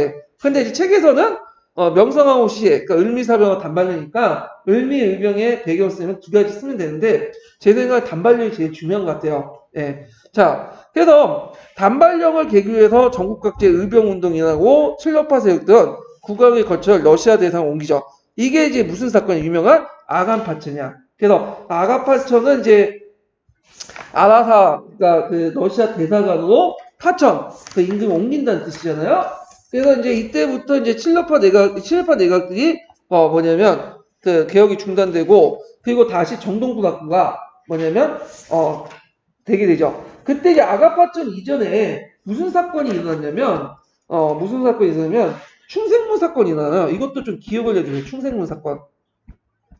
그러니까 우리가 아간파천만 이제 그 기억하는데 충생문 사건이 일어나. 충생문 사건. 네. 이 충생문 사건은 아간파천은 뭐죠? 그건 이제 쿠데타인 게 그걸 이제 러시아 공사가 피하는 사건이에요. 고종을 이제 거기 이동시키는 건데 이 충생문 사건은 뭐냐면 그 정동군학부가 그 당시 자치병력과 이제 미국하고 러시아의 도움을 받았고 쿠데타를 일으키려고 했어요. 쿠데타를. 그래서 이제 병력을 이끌고 거기 충생문 쪽으로 갔는데 거기 진압당했죠. 이게 충생문 사건이야. 그래서 정동군학부 그 쿠데타에 가담했던 많은 사람들이 저 미국 대사관 러시아 공사가 도망간 사건이 있어. 그래서 이 충생문 사건을 아가파천 전에 있었던 사건이에요. 이거 꼭 기억을 해주세요. 이런 것들이 이제 예전에 한번 시험문이 나왔기 때문에 같이 기억을 해주시는 게 좋을 것 같아요. 자, 그래서 이제 있고 그 다음에 이제 여기 보면 그 김홍직 내각이 했던 이제 을미개혁 단발령 그 내용이 있죠. 그래서 을미의병을 촉진시키는 계기가 되었다. 자, 그러면 여기 이제 을미 그 가보개혁 내용과 의의가 있는데 요거는 이제 일단은 교과서에 있는 내용도 있지만 이제 전반적인 내용을 좀 자세히 살펴보기 위해서 잠깐 그 교재에 있는 내용을 좀 볼게요. 자, 몇 페이지 펴보시냐면 그 다음 페이지 323페이지. 자, 거기에 보면 이제 개혁 내용이 있죠. 1차 가부개혁, 1차 김홍직 내각이 이제 주도를 했던 건데, 자, 왕권을 약화시키고 내각의 권한을 강화시키고 갑신전면 정강과 동학농민운동의 욕구를 수용했다. 왜냐면 이때 동학농민운동이 같이 있었죠. 사회적 측면에서 이제 많이 수용돼요. 자, 거기에 보면 중국의 연호를 폐지하고 개국기원 연호를 사용해요. 그래서 이제 1392년을 1년 하고 그리고 또 500 몇 년 개국기원 이렇게 이제 해가지고 쓰죠. 당국기원처럼. 그래서 청나라의 종주권을 부인했고 그다음 중앙정부 간직을 보면 국내부하고 의정부를 분할시켰죠. 그래서 국내부는 왕시사무, 그다음 의정부는 국가사무 이렇게 이제 해갖고 그건 이제 긍정적으로 보면 이제 그 나름대로 일종의 의원 내각제 이렇게 이제 했다는 건 의미도 있지만 또 그 당시 정치 의도 부정적으로 보면 일본이 이 당시 고종과 민씨의 정치 참여를 배제하기 위해서 이렇게 의정부와 국내부를 이제 분할시켰던 거죠. 그래가지고 이제 요 내용도 있고, 자, 의정부 안에 파라문을 설치해요. 거기에 네모아문, 그 다음에 아문자가 있죠. 아문은 원래 간청 이름이죠. 여기서 쭉 이런 것도 있고, 이게 눈여겨게 탁지아문이죠. 탁지아문은 뭘 가난하죠? 재정을 가난해. 이게 나중에 이름을 뭐라고 해? 탁지부로 이제 바뀌죠. 그 다음에 거기 좀 눈여겨볼 게 뭐냐면 항무하문을 설치했어. 항무하문. 그러니까 예전에는 예조에서 외무와 학부 그 교육을 다 같이 담당했잖아요. 근데 이제 외교는 외무하문에서, 학교 교육 같은 경우에 교육은 항무하문에서 설치했다. 그래서 나중에 학부로 이름이 바뀌죠. 자, 그런 것들이 이제 개혁을 했었고, 그 다음에 거기에 보면 간등을 이제 뭐냐면 시익품을 축소하고 치간, 주인간, 판인간 이렇게 구분하죠. 그래서 종전에 복잡하게 했던 30개 등급에 갖고 나눴던 것들 없애고 경무청을 설치해가지고 근대적 뭐냐면 경찰제도를 하고 관리 월봉제, 무무관 차별철폐. 그다음에 여기 좀 눈여겨볼 게 과거제도가 폐지돼요. 과거제도가. 예. 그래서 과거제도가 폐지한다. 그래서 이때부터는 이제 뭐냐면 어떤 식으로 하냐면 시험을 봐요. 시험. 일본식 시험제도 있죠. 이런 것들을 도용해서 이제 일본식 관리 임용제도를 이제 보이고요. 그 다음 대관제도와 상소제도 등 언론기관을 폐지한다. 이거 꼭 나쁜 건 아니에요. 왜냐면 예전에 이제 언론들은 정부 내 기관에서 했죠. 근데 이제 근대 국가들은 정부 외 안에서 하는 게 아니죠. 근데 밖에서 하죠. 신문이나 뭐 방송. 그걸 하겠다는 거야, 이제. 예. 그 다음에 경제개혁을 좀 눈여겨볼 게 뭐냐면 경제개혁 전반적으로 보면 일본에 위한 개혁이죠. 1번. 그래서 재정을 이동하고 탁자문을 간정하고 그 다음에 근대적 상공업을 육성하죠. 유기적 도급권이 폐지되고 한국제가 폐지돼요. 예. 여기 좀 눈여겨게 유기전의 도급제 폐지, 도급권. 유기전에 금난정권 있었죠? 금난정권이 이때 폐지되고 또 2차 가보개혁은 유기전 자체를 폐지시켜요. 구분하세요. 유기전 자체는 제2차 가보개혁. 그러니까 유기전의 도급권 폐지는 1차 가보개혁. 이렇게 이제 구분을 해보셔야 돼. 그 다음에 은본이화 폐지도 신식화폐 반환정정 등등을 했는데, 자, 은본이화 폐지도 조세 급납화, 도량의 정비는 다 무슨 제도를 한 거죠? 일본식 기준을 가지고 한 거죠. 왜 이렇게 일본식 기준에 의해서 맞추냐면, 일본의 경제 침투를 원하냐, 그래서. 네. 그래서 일본은 원래는 처음에 은본이화 폐지도 했어요, 은본이. 근데 나중에 근본이 넘어가죠. 영국에 따라서. 이거 나중에 얘기하고요. 그 다음에 신식화폐 반환정정 이거 외워두세요. 예, 이게 이제 되게 중요한데, 이때 이제 은화를 기준으로 해서 본화폐를 하고, 보조화폐를 두죠, 동화를. 예. 그래서 동화와, 그러니까 니켈이죠, 니켈 근데 일단 니켈 합금해가지고 두는데, 백동화, 적동화, 항동화를 둬요. 그런데 은이 부족하기 때문에, 은화는 발행을 별로 안 하고, 주로 뭘 발행했겠어요? 백동화. 그래서 이게 백동화를 너무 발행을 하다 보니까, 무슨 인플레이션이 일어나? 백동화 인플레이션이 일어나고 특히 신식화폐 장정의 그 내용 중에 뭐냐면 외국 화폐를 허용하는 게 있거든요. 그래서 왜냐면 이 은화나 그 당시 백동화, 적동화 이런 것들을 제조하는 기간 동안 시간이 걸릴 거 아니에요. 그래갖고 그때 신식화폐 조항 중에 이 가독이 때 일본 외국 화폐를 허용을 포함하는 그 내용이 있어요. 그러면서 이때부터 일본 화폐가 국내 유통이 되기 시작해요. 국내 유통. 예. 그래서 예전에는 개항장 안에서만 이제 유통이 됐던 것이 더 확대됐다. 이렇게 좀 같이 기억을 해두시면 돼요. 그러니까 화폐 관련된 내용은 되게 중요해요. 예전에 기출문이 나왔던 거기 때문에 따로 이제 뒤에 좀 정리해갖고 이제 얘기를 할게요. 자, 그래서 신식화폐 장정 되게 중요하니까 기억을 해두시고, 그 다음에 거기에 보면 사회개혁이 있죠. 그래서 반상의 신분제도 폐지되고, 공사노비법이 허파하고, 인신매매가 금지하고, 악법이 철폐되고, 적서차별, 연자제, 고문이 폐지하고, 조언이 금지되고, 의복제도 간소화. 이런 사회개혁은 누구의 요구를 많이 받아들였을까요? 동학농민운동의 요구를 받아들였다. 예, 이런 것들을 같이 기억을 해주시고요. 자, 그 다음에 뒤에 넘어가서 2차 갑오 개혁 보자. 자, 2차 갑오 개혁, 갑오 내용이 이제 개혁 내용을 이제 보면요. 자, 일단은 칭호가 바뀌죠. 여기 2차 갑오 개혁은 이제 일본식 그 제도가 많아요. 일본식 그 제도 개혁이. 자, 일단 칭호를 보는데, 칭호는 이제 대군주 폐하죠. 폐하는 누구한테만 쓰는 거예요? 한테만 쓰는 거잖아. 예전에는 전하라고 하죠. 전하. 전하. 자, 그래서 이제 있고, 그래서 이제 의정부를 파란부를 7부로 개편했다. 요 7부라는 부라는 명칭이 나온 것은 다 일본식이야. 일본식. 그래서 일본식 내각을 했고, 그 다음에 탁지부 산하의 세금 징수를 관장하는 간세사와 징세사를 지방에 설치해서 징세 업무를 강화. 그러니까 간세사, 징세사는 예전부터 설치했지만 이걸 확대시킨 거야. 지방으로. 그 다음에 국내부 밑에 왕실 경비를 취급하는 회계원과 왕실 사유재산을 운영한 내장원을 설치했다. 이렇게 있어요. 그래서 이때 이제 내장원의 설치가 이제 있는데 이때부터 이제 뭐냐면 내장원이 분리돼 나가요. 그래서 예전에는 그 내장원을 내수사라고 했죠. 내수사. 그래서 내수사의 권한을 이제 내장원이라고 이제 해놓고 그 뭐냐면 그 당시에는 이때 1차 때는 탁지 아문에 있었는데 이때는 2차 때는 탁지부에서 분리시켜. 그래서 왕실 재정하고 그 다음에 국가 재정을 분리시키죠.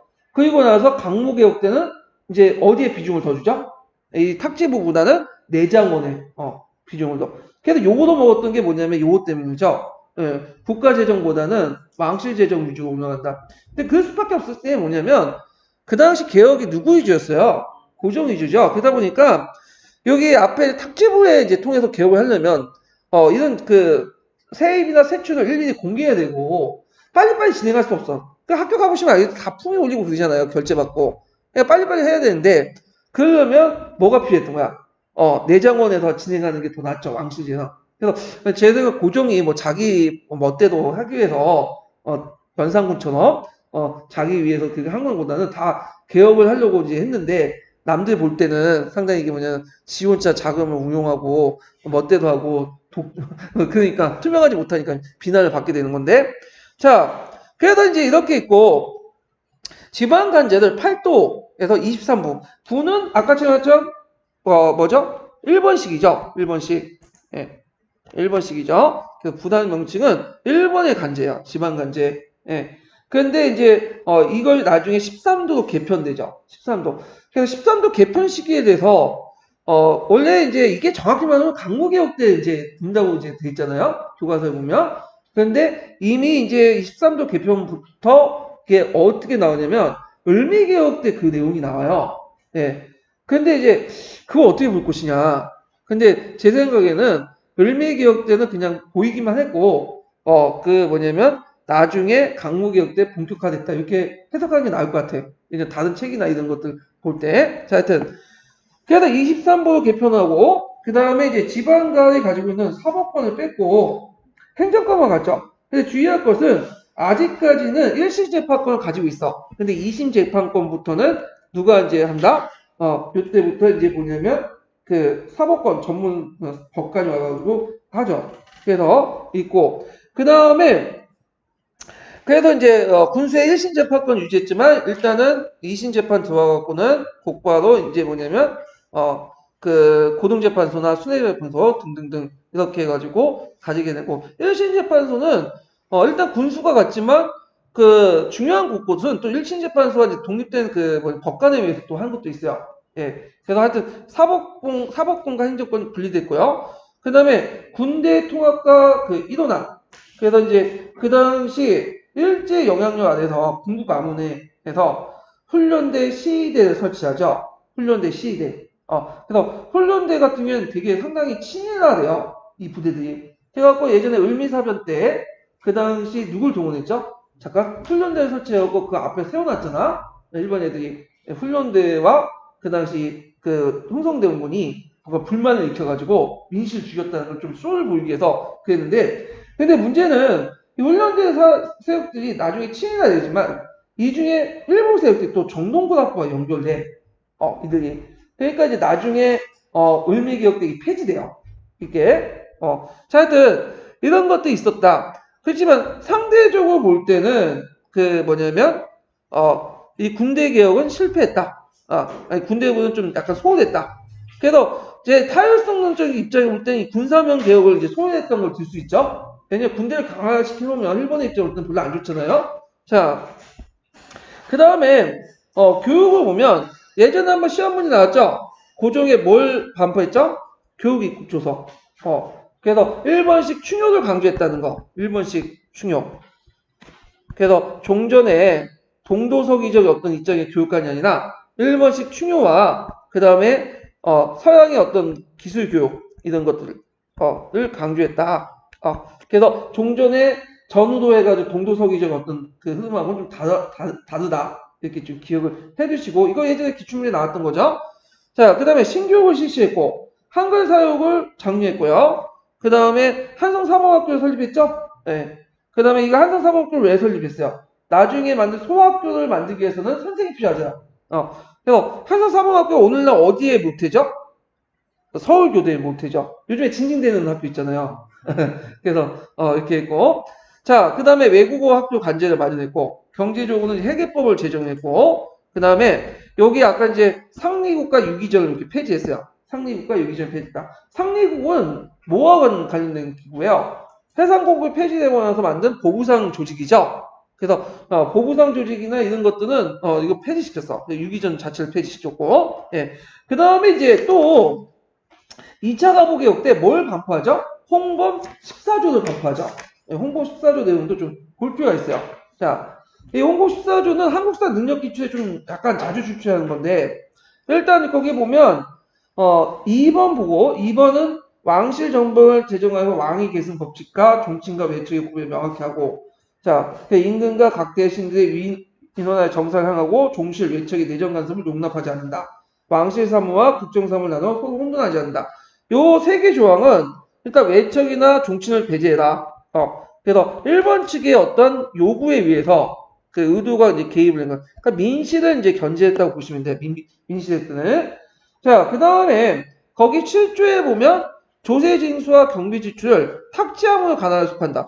탁지함 아니야? 이렇게 했지만 그 당시엔 탁지함이었어요. 그러다가 이제 요때 홍보 14조 해갖고 이제 본격적으로 개혁을 하면서 그 명칭이 뭘로 바뀐 거죠? 탁지부로 바뀐 거예요. 중간에 있었던 거야. 여기 홍보 14조는. 그 다음에 왕실의 거기 보면 있고 구조 보면 그 왕실과 간부는 1년 회계를 예정하여 재정의 기초를 확립한다. 이거는 그 회계법 제정과 관련되죠. 그래서 우리나라 최초의 근대적 예산 제도를 확립했다. 요거 이제 뒤에 있는 게요. 요거와 이제 연결시켜서 이제 보면 돼요. 이렇게. 자, 그 다음에 이제 뒤에 넘어가서 그 12조 내용을 보면요. 자, 장교를 교육하고 그 다음에 징병을 실시해서 군제 근본을 확립한다. 요 부분이 예전에 한번 그 한국사 능력의 기출문제 예문 나왔거든요. 그래서 우리나라도 징병제를 실시하려고 했어. 그래서 고종이 이제 징병제를 실시하려고 했는데 안 됐어. 일단 징병제 실시하면 돈이 있어야죠. 돈이 예산이 확보 안 돼. 그 다음에 또 징병제 실시하니까 고종이 좀 처음에 실시하려고 가만히 생각하니까 자기한테 불리한 거야. 왜냐면 그 다른 서양이나 일본 국가들 보면 징병제를 실시하잖아. 그러면 징병제를 실시하면 민권이 올라갈 수밖에 없죠. 왜냐면 징병제를 실시해서 군대를 동원하면 나름대로 국민들에게 뭘 줘야 돼? 여러 가지 권리도 줘야 되고 투표권도 줘야 되고 그 의회도 만들어주고 헌법도 만들어줘야 되잖아. 세상에 공짜가 없다고. 그러면 그런 걸 하면 자신의 권한이 어떻게 돼? 권력이 축소될 거다 생각했어. 그래서 이런 여러 가지 문제 때문에 징병제를 생각했지만 징병제를 실시 못했어요. 예, 그런 것들. 자, 그 다음에 민법과 헌법을 제정해서 인민의 재산을 보호하고 생명과 재산을 보고 여기에서 좀 눈여볼 게 뭐냐면 문벌을 가리지 않고 인재를 등용한다. 요 부분이 아까 이제 신문제적 법적 체계를 한번 확인시켜 준 거야. 그래서 가보개혁, 그 다음에 그 갑신전변, 그 동학농령도 공통적으로 들어간 게 뭐냐면 문벌을 가리지 않고 인재를 등용하자. 이제 반상제를 이제 상관없이 등용하자. 이런 것들을 이제 하게 되죠. 자, 그래도 이제 했지만 이제 아까 얘기한 것처럼 그 당시 박용호가 이제 주도했지만 차관도에 실패하고 박용호가 쿠데타 일으키고 일본하고 이제 거리가 멀어지면서 3차 김홍직 내각이 하고요. 3차 김홍직 내각도 나름대로 뭐냐면 갑오개혁을 하려고 했어. 그 개혁을. 근데 곧바로 이제 문을 닫았죠. 그렇기 때문에 이제 을미사변 이후에 또 실시한 게 해가 바뀌어서 을미개혁이 된 거야. 을미개혁도 예전에 시험문에 나왔죠. 그럼 보면 자, 일단은 훈련대를 폐지하죠. 원래는 훈련대는 그 친일파된 군대예요. 근데 그 일부 중에 정동군학부세가 연결됐기 때문에 이 충생무 사건 때 동원됐거든, 일부가. 그러니까 이제 이들을 이제 폐지시키고 대신에 중앙에 진위대 2개, 그 다음에 지방에 진위대를 설치하죠. 자, 그 다음에 단발령 공포하죠. 이게 되게 중요하죠. 이거 뭐와 연결됐다고 했죠? 을미의병과 연결되는데, 고종이 솔선수범해서 양복을 착용하고 단발냈어. 그때 이제 최익현이 유명한 말이죠. 호경에 있는 말인데, 오두가단 차발불가. 이게 뭐야? 내목을 칠지응정 내 머리는 깎을 수 없다. 신체 발부 수지부모다. 유명한 말이잖아. 그래서 을미의병은 아까 치면했지만 저기 그 민비가 죽었다고 일어난 게 아니에요. 민비는 잘 죽였어. 어차피 별로 그냥 박근혜 같은 인물로 그 당시 인식을 하고 있었으니까 뭐 죽든 말든 상관없잖아. 그래서 우리가 뭐 박근혜 뭐 이명박 죽었다고 해서 들고 일어났어요? 아니죠. 우리의 머리를 자를 때 이제 들고 있는 거야. 우리가 직접 관련돼 있으니까. 그래서 당발령 공포하고 그 다음에 종도법을 실시했죠. 그때 이제 그 강제원을 가다했는데 지석이라는 인물 좀 기억을 해주세요. 이 사람. 이 사람은 그 일본에 가서 종도법을 배워왔어. 부산인가 하여튼 일본에 가서 종도법을 배웠는데 종도법을 이제 뭐냐면 이거는 천연두를 막는 거죠. 천연두. 그래서 예전에 이제 그 뭐냐면 정영국 때부터 알려졌지만 본격 도입한 건 이때부터야. 근데 이걸 이제 도입할 때 처음에 많이 많았어. 이거 도와서 일본 애들이 음모론 좋아하잖아요. 일본 애들이 우리나라 사람을 소처럼 만들기 위해서 그걸 했다. 그런 음모론이 하는데 일단 지석영이 종도법이 이제 보급됐기 때문에 뭐가 많이 없어졌다? 천연두가 널리 없어졌어요. 그래서 그 당시에 호환마마라는 말 있잖아. 그래서 홍역인이 뭐 천연두이 하면서 태어난 애기 중에 2명 중에 1명은 그것도 꼭 죽거든. 근데 지금은 없어졌잖아. 천연두는. 자, 그 다음에 건양이라는 연어사가 있다. 건양이라는 건 뭐냐면 양력을 세우다는 뜻이야. 그러니까 뭐하고 연결된 거죠? 이거는 뭐냐면 태양력과 연결돼요. 태양력. 예. 그래서 태양력을 해서 이제 개국 504년 개국 기원을 사용했죠. 그걸 이제 음력을 했던 것을 그 건양 원년 1월 1일 그 중간에 없어진 거지. 예. 그래서 이제 음력에서 양력으로 바뀌게 되고요.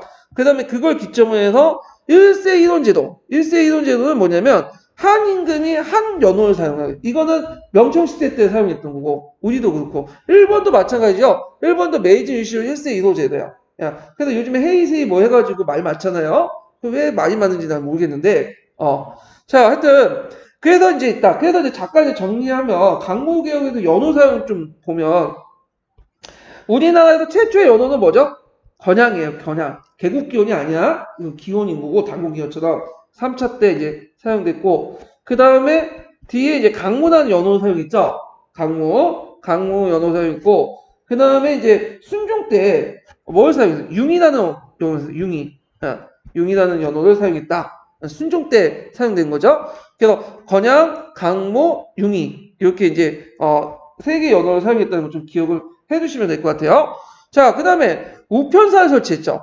그때 갑신정변 때 이게 폐쇄됐어. 다시 파발제도 돌아갔다가 요때 다시 우편사를 설치해서 우체사무를 개시했고 그 다음에 그 앞에 소학교령 있죠. 소학교는 오늘날 뭐예요? 초등학교죠. 그래서 이제 소학교를 이제 4개의 소학교를 설치를 했다. 이런 것들 이제 기억을 해두시면 될 것 같아요. 거기에 좀 더 추가하자면 우리가 태양열과 사용해서 원년을 1월 1일로 정했죠. 이걸 뭐라고 하냐면 정삭을 세우다라는 말이 있어요. 정삭. 정삭을 세우다는 거는 1월 1일을 정하다는 거야. 자, 1월 1일을 정하는 게 상당히 중요해요. 1월 1일을 정하는 건 누가 정했죠? 예전에는? 중국의 항제만 했어요.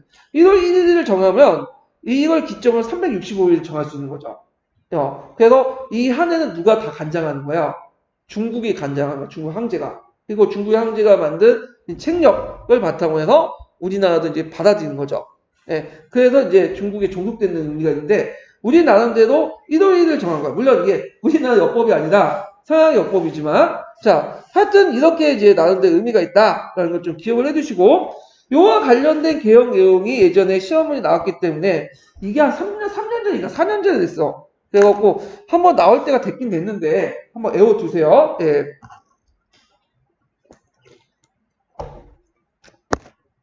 자, 그래서 이제 이렇게 이제 기억을 해두시면 되고요. 잠깐 이게 표시가 그래서 이제 충생무 사건 실패해갖고 이제 아가파춘 이후에 개혁이 중단되고 그때 4차 김홍직 내가 붕괴되고 김홍직은 돌 맞아서 죽죠.